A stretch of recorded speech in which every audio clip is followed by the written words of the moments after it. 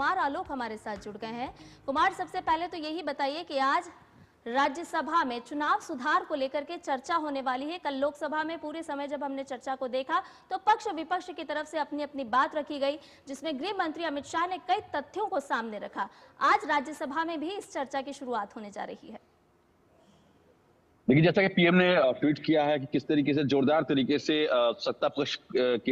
पक्ष की जो बातें हैं उसको रखी गृह मंत्री अमित शाह ने, और खासकर उनका जो जोर था जिस विषय पर कांग्रेस और विपक्ष ने वॉकआउट किया वो घुसपैठियों का मामला था। और आप देख रहे हैं कि जिस तरीके से एसआईआर की प्रक्रिया पूरे देश में चल रही है, बिहार में एसआईआर की प्रक्रिया हुई और घुसपैठियों की पहचान की गई। बहुत सारे ऐसे वोटर्स थे जिनका जो मृत थे फिर भी उनका नाम वोटर लिस्ट में था। तो इसको लेकर जब उन्होंने घुसपैठियों पर जब उन्होंने बात करनी शुरू की, और खासकर उन्होंने 3 चीजें की कि पहले हम घुसपैठियों की पहचान करेंगे, डिटेक्ट करेंगे, उसके बाद उसको डिलीट करेंगे, और उसके बाद तीसरा जो हमारा कदम होगा उसको डिपोर्ट करेंगे। यानी कि हम यहाँ से उसको भेजेंगे जहां से वो आया है, चाहे वो बांग्लादेशी घुसपैठी हो, चाहे वो रोहिंग्या घुसपैठी हो। तो इन और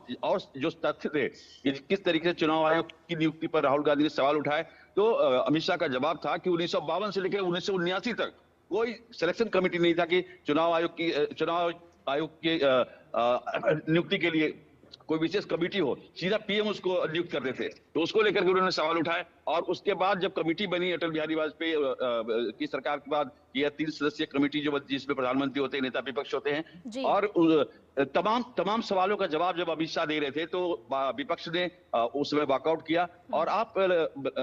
आज जब राज्यसभा में इस पर चर्चा होगी, खास करके इलेक्टोरल रिफॉर्म पर, तब देखना होगा कि विपक्ष की क्या प्रतिक्रिया होती है। लेकिन कुछ भी कहा जाए, इस पूरे शीतकालीन सत्र को हम देखें तो काफी प्रोडक्टिव रहा है। क्वेश्चन आवर्स हुए हैं, 0 आवर्स हुए हैं, और काफी ऐसे महत्वपूर्ण प्रश्न थे, चाहे वो सत्ता पक्ष ने किए हों, चाहे वो विपक्ष ने किए हों, संबंधित विभाग के मंत्रियों ने उसका उत्तर दिया है। और देश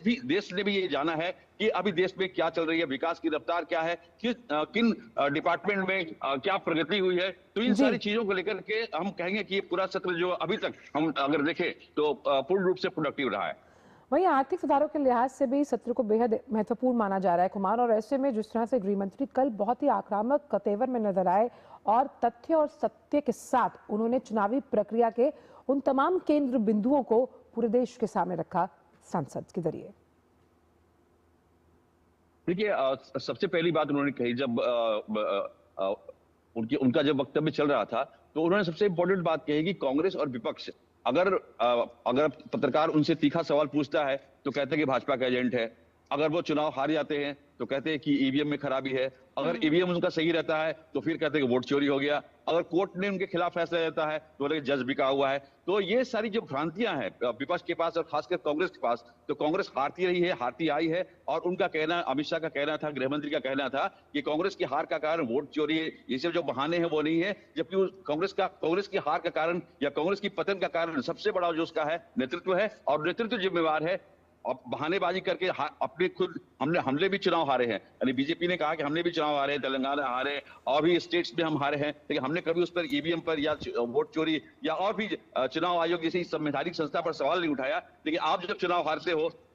लगातार हारते रहे हैं आप चुनाव, और हारने के बाद आप सीधा ईवीएम पर ठीकरा फोड़ते हैं, वोट चोरी पर ये करते हैं, फिर एसआईआर की प्रक्रिया पर करते हैं। एसआईआर की प्रक्रिया को उन्होंने बताया कि 1952 से लेकर आज तक एसआईआर की प्रक्रिया हो रही है, कभी कोई सवाल नहीं उठाया गया। लेकिन अब जब आप लगातार हार रहे हैं, विधानसभा का चुनाव हार रहे हैं, लोकसभा का चुनाव हार रहे हैं, तब आप एसआईआर की प्रक्रिया पर कभी ईवीएम को लेकर के, कभी वोट चोरी को लेकर के बहाने बनाते हैं। वहीं कुमार, हमने ये भी देखा कि कई ऐसे नवनिर्वाचित सांसद हैं जिन्हें इस बार संसद के शीतकालीन सत्र का हिस्सा बनने का मौका मिला, और प्रधानमंत्री अमित शाह से कहते आए हैं कि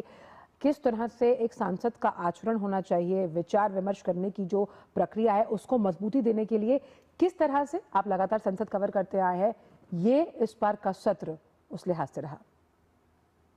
देखिए, बिल्कुल सही कहा आपने। अगर हम देखें खासकर शीतकालीन सत्र को हम अगर देखें तो आप देखिए कि क्वेश्चन आवर्स हो, चाहे आप अगर हम वंदे मातरम पर जो चर्चा हो रही थी 185 वर्षगांठ पे, तो हमारे समझ से कोई भी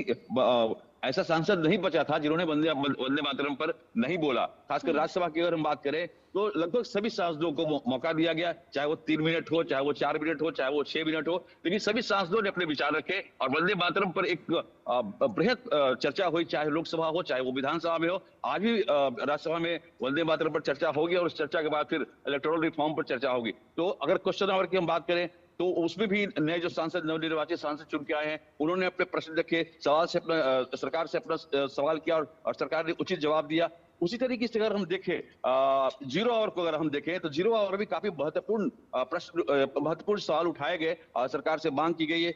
जैसे कि हमने कल जया बच्चन, जया अमिताभ बच्चन है समाजवादी पार्टी की सांसद, उन्होंने सवाल उठाया कि हमारे देश में एम्बुलेंस के लिए, यानी एम्बुलेंस के लिए स्पेशल लेन होना चाहिए, क्योंकि एम्बुलेंस अगर जाती है, रोड पे जाती है, मरीज उसमें रहते हैं, मरीज समय पर नहीं पहुंच पाते हैं और उनकी मौत हो जाती है, तो उसके लिए जो अन्य देशों में एम्बुलेंस के लिए एक डेडिकेटेड लेन होता है, तो इंडिया में भी वैसी चीज होनी चाहिए। इसके अलावा बहुत सारी ऐसी चीजें हैं जीरो आवर में उठाई गई जो जनहित को लेकर के थी और सरकार उस पर संज्ञान लेगी, ऐसा सरकार का मानना है, सरकार का कहना है। जी कुमार लोग, इसके अलावा आपने प्रोडक्टिविटी का जिक्र किया, तो इस बार हम देख रहे हैं कि शीतकालीन सत्र में तमाम विषय भी जुड़ते जा रहे हैं जो कि जनप्रतिनिधि सदन में जीरो आवर हो, प्रश्नकाल हो, उसके दौरान उठा रहे हैं। अगर हम आज की बात करें तो नियम 377 के तहत भी चर्चा होनी सूचीबद्ध की गई है। इसके अलावा राज्यसभा और लोकसभा दोनों ही सदनों की बात करें तो ऐसे कौन कौन से अहम विधेयक हैं जो आज के लिए सूचीबद्ध किए गए हैं? देखिए, लोकसभा में सबसे इंपॉर्टेंट विधेयक निर्मला सीतारमण जो वित्त मंत्री है वो विनियोग विधेयक पेश करेंगी। और इसके अलावा अगर हम आज का जो सबसे मूल जो अगर हम कहें जो फोकस के केंद्र में रहेगा, यानी जो मुख्य केंद्र में जो विषय रहेगा वो चुनाव इलेक्टोरल जो रिफॉर्म्स है उसको लेकर जब राज्यसभा में चर्चा होगी तो ये मुख्य फोकस में होगा, क्योंकि लोकसभा में जब इस पर चर्चा हुई तो पूरी दुनिया का, पूरे देश का इस पर ध्यान रहा और जिस तरीके से विपक्ष ने प्रश्न किया और विपक्ष के प्रश्न को जिस तरीके से सरकार ने एक आपके तुलनात्मक उसको आंसर दिया, तो ये पूरी दुनिया ने देखा, पूरे देश ने देखा। और एसआईआर को लेकर के, इलेक्टोरल रिफॉर्म को लेकर जो एक संशय था, उस संशय को सरकार ने साफ किया, पूरी जनता ने देखा, पूरे देश ने देखा। तो आज हमारी समझ से जो मुख्य जो फोकस होगा वो इलेक्टोरल रिफॉर्म जो राज्यसभा में चर्चा होगी उस पर रहेगा। चलिए कुमार, इन तमाम जानकारियों को हमसे साझा करने के लिए बहुत बहुत शुक्रिया। हम जानते हैं कि इस बार का जो ये शीतकालीन सत्र है उसमें तमाम जो विधायी कार्य है जिन्हें अमली जामा पहनाया जाएगा, जो कि लोकहित राष्ट्रहित से जुड़े हुए हैं, और आज भी वंदे मातरम के 150 वर्ष पूरा होने पर चर्चा लगातार जारी रहेगी। बहुत बहुत शुक्रिया इन तमाम जानकारी को हमसे साझा करने के लिए।